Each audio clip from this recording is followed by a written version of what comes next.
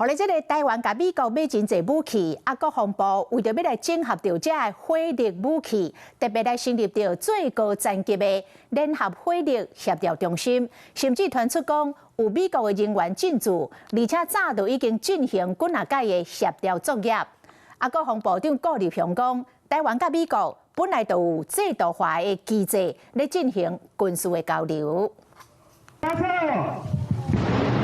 海马斯火箭弹顶现精准的打击能力，不过亲像海马斯无雷达，是透过接受命令和敌人所在动态监视坐标来发起攻击，所以需要美军稳定侦察机军用卫星来得到敌军的即时动态来发用无对称的战力。若为着整合，包括海马斯等等各军种武装火力，国防部正建成立最高层级的联合火力协调中心。那有关台美的军事交流，我们本来就有一些制度化的。一些机制动力，那至于详细的细节不方便于透露，我要再次的说明，没有什么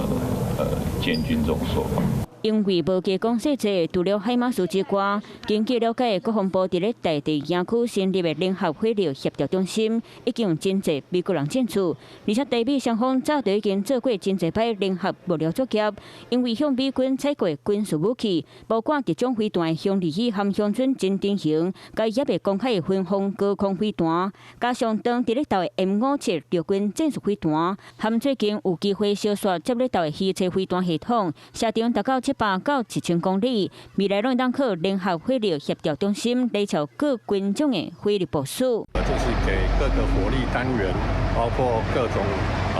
海马斯炮兵飞弹，或者是国造的反制飞弹这些特种武器，以及反舰飞弹进行最有效的火力分配跟精确的打击。